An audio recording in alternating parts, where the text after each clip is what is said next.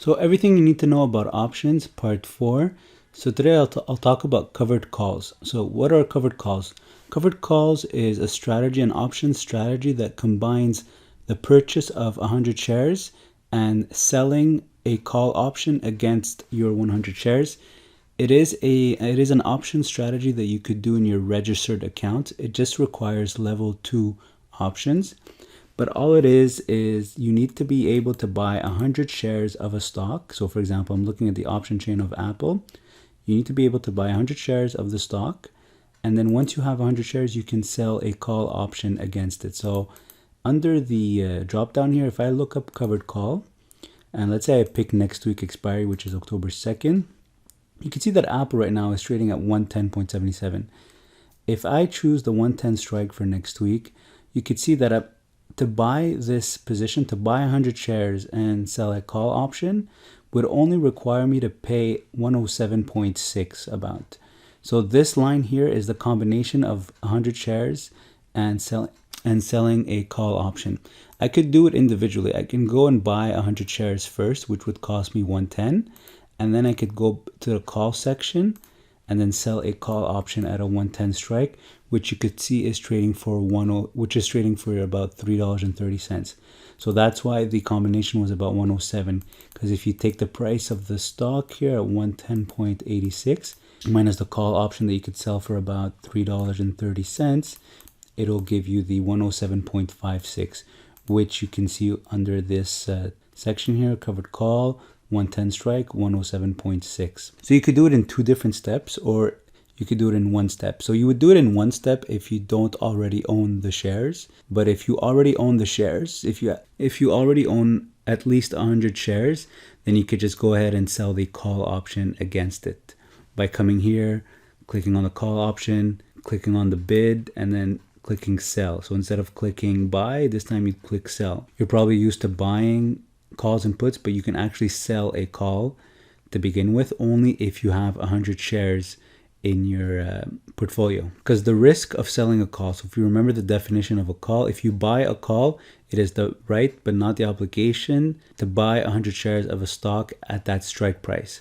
So if you're selling that call option and someone is buying that call option from you and they decide to exercise it from you, that means they're going to end up buying 100 shares from you. So for them to buy 100 shares from you, you need to have 100 shares in the first place to begin with, so that you could sell them 100 shares. So that's why it's called a covered call, because if your call is ever exercised by the buyer, because you're selling the call, so if your sold call is exercised by the buyer, then it's fine, you're covered because you've got 100 shares that will be taken away.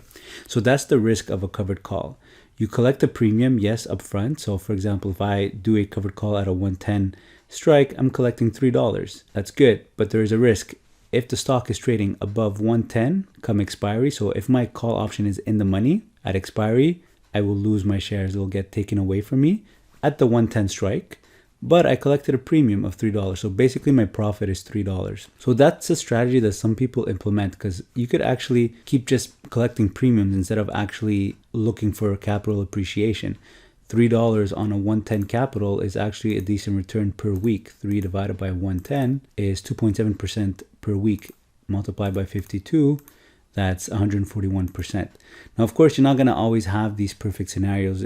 Things don't always go your way, because you could end up buying 100 shares of Apple at 110. You sell the 110 call option, but then Apple drops to 105.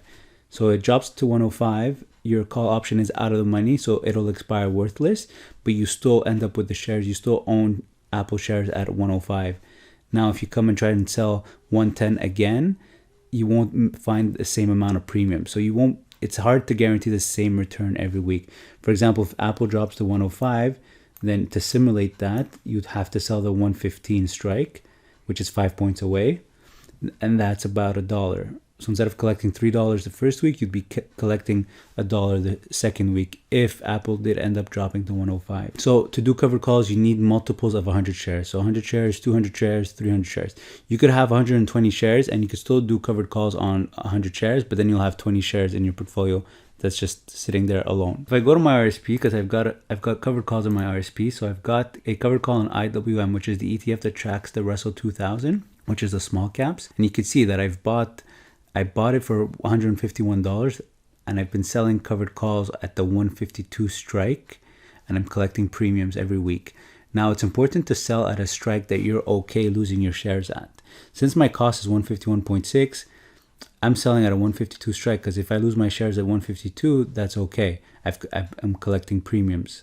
But if I sell at a 140 strike and the call option ends up in the money at expiry, then I could end up losing my shares at that strike at 140. If I lose my shares at 140, I paid 151 for it, then I lose the difference.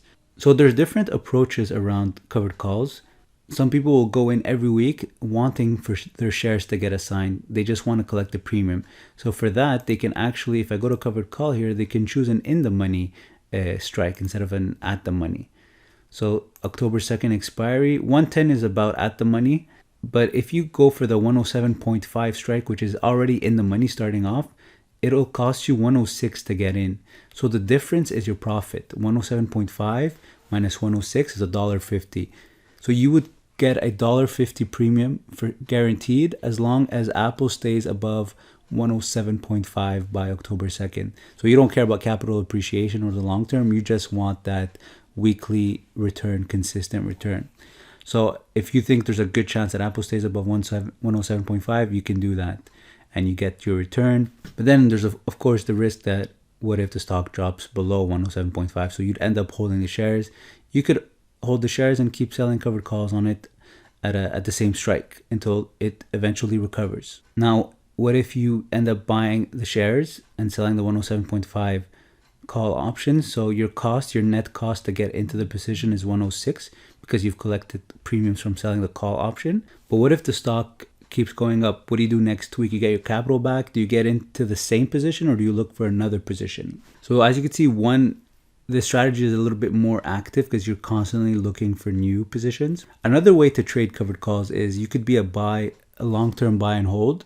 So for example, you buy Apple at 111 about right now, but then you decide to sell weekly covered calls, but calls that are out of the money. So if I go look at calls and puts, look at the call side, I could sell the 116.25 strike and collect 90 cents.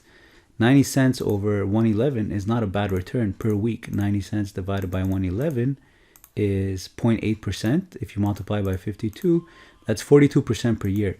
So you could buy Apple at 111 and sell out of the money call options, and you could see it as an extra dividend, an extra income to your position. And as long as Apple stays below 116.25 by next Friday, then you end up keeping the shares because your goal is buy and hold, is long term. So your goal is not to lose your shares. So you want to sell a call option that's out of the money to increase your chance of not getting assigned. But if Apple does end up going above 116.25 by expiry, then you would have to sell your shares at 116.25.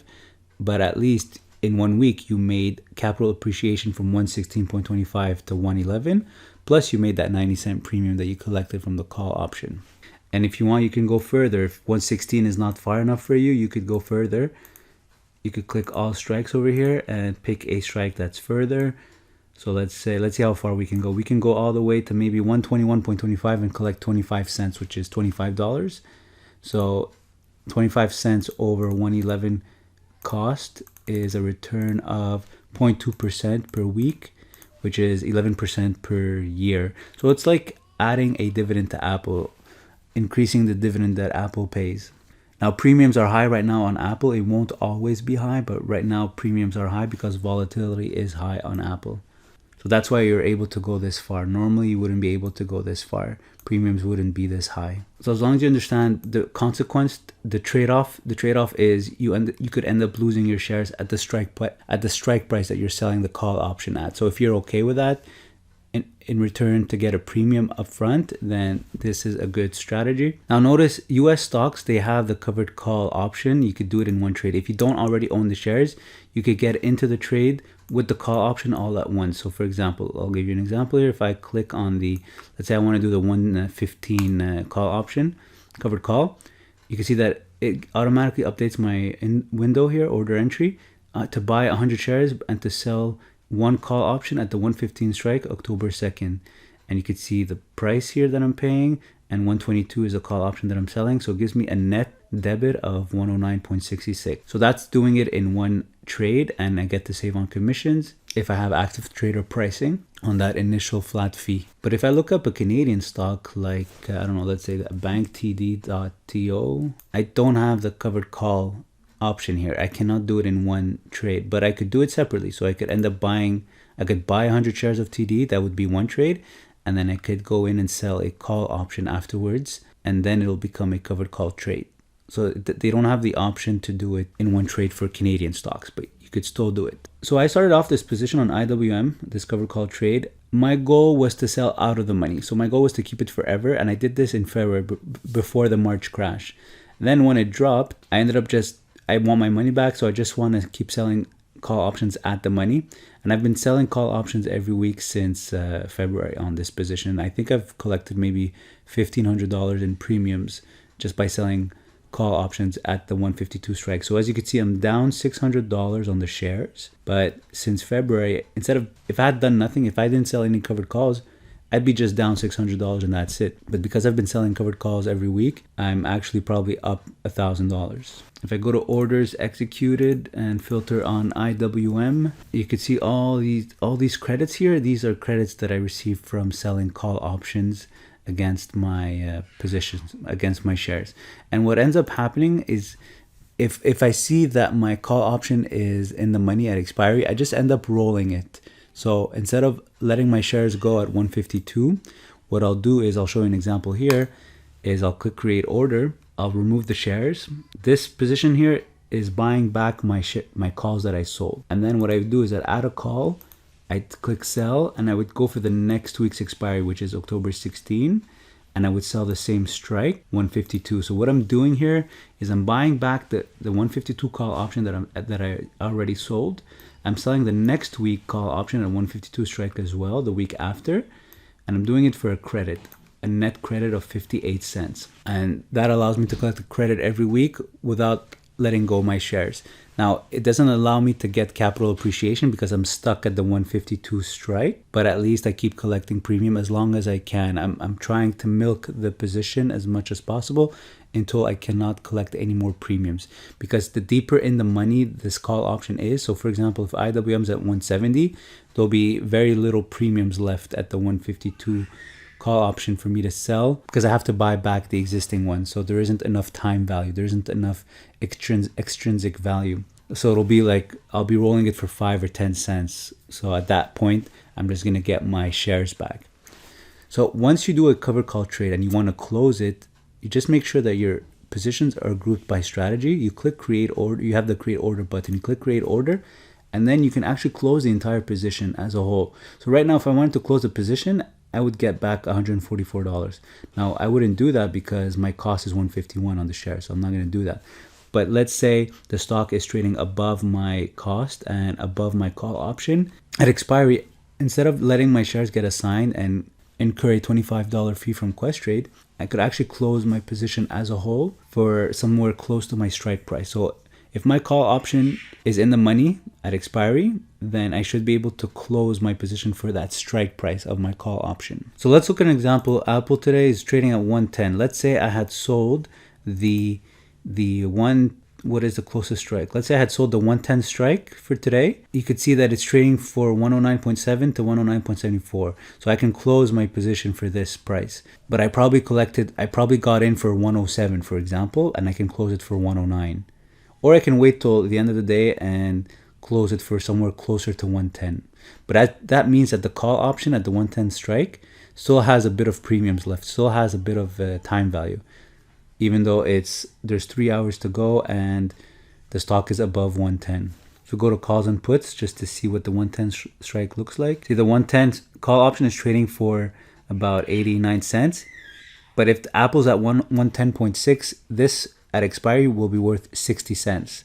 But obviously, so there's an extra 30 cents here of time value, of extrinsic value, just because there's a few hours left to the day. So if I had done a covered call that expired September 25th at a 110 strike, instead of getting assigned and incurring the fee, I would just close the position myself. I put an order, let's say at 109.95 to close a position. So I save that $25 commission. See, here's an example of a covered call I've got on Virgin Galactic. I bought it at 23.62. I collected $1.50 initially, but the stock dropped to 16 and even 15. Right now it's at 16.16 and I'm down $746.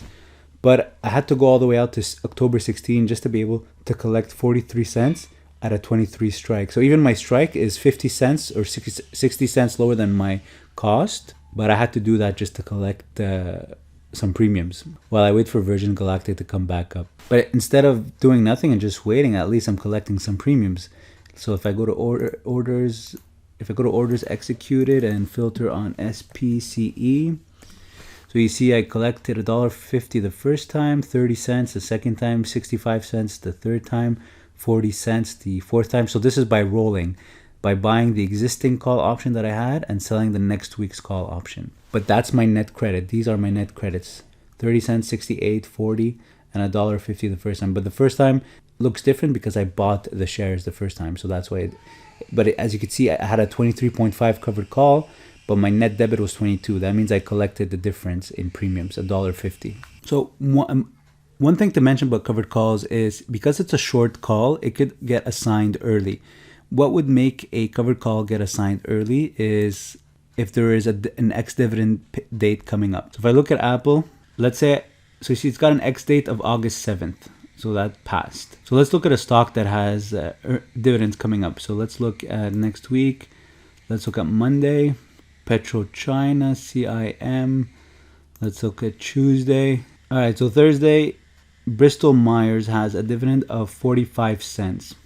So let's look at the option chain of Bristol Myers. So if I sell a covered call on Bristol Myers, let's say, so it's trading at 58.91. So let's say I sell a covered call at 55 for next week. So right away I can tell you, if I sell a covered call at 55, I'm gonna get assigned before ex-dividend date. Why?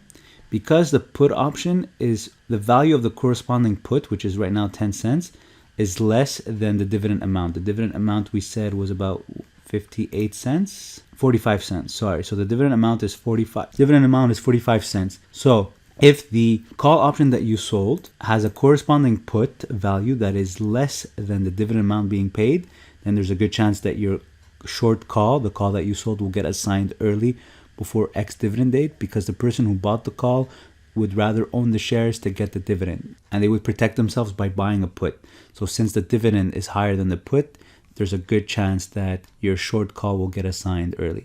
If I go at the 56 strike, also a good chance.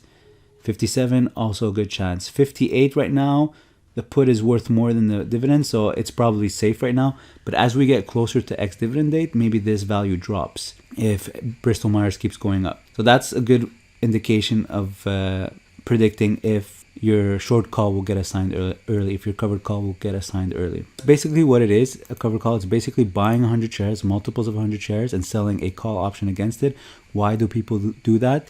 It's to create income, to generate income from their positions. So if you want to generate income and hold your position long term, then you want to sell an out of the money call option, because you want your strike to be as far as possible from the current market price to avoid getting assigned. Because if the stock trades above your strike at expiry, you have to sell your shares. You lose your shares, or you can roll your call option. But then it can get messy if you start rolling your call option, because the stock can start moving higher faster than you can roll your call option for a credit, because you can always roll your call option credit. So as you saw in my position on IWM, I can always roll my call option for a credit. I can buy back the current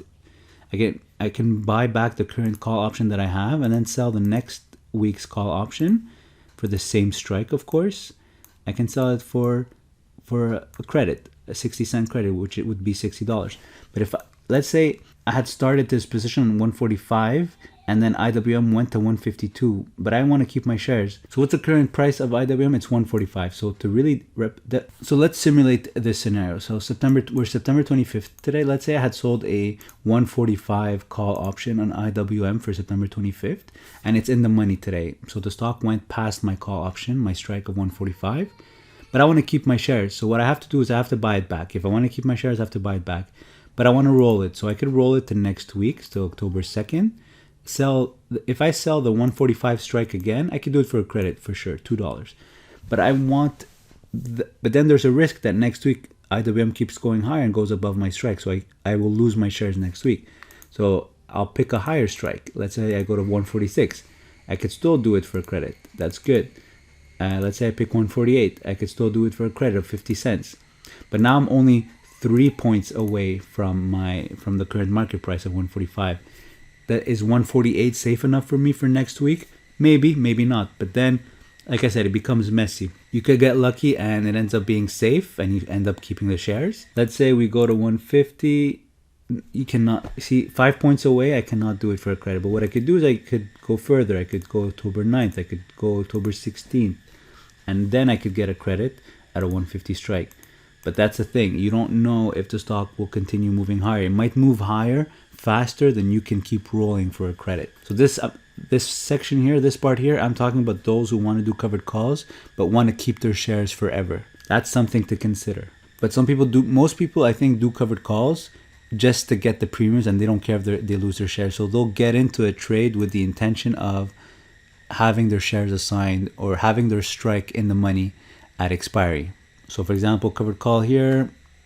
Right now, Apple's at 110. I want my shares to get taken away next week, so October 2nd. So I could go ahead and do a covered call at the 106.25 strike.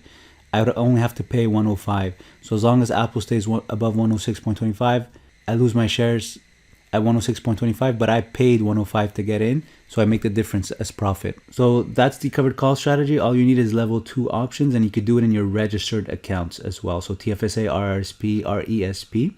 So if you have any questions, leave in the comment section below. Like always, if you can open an account with Questrade to trade on the stock market, use my referral code below to get $50 in free trades. Also, check out the other referral links below. If you enjoyed this video, click the like button, share it with a friend, and subscribe to the channel. Thanks for watching.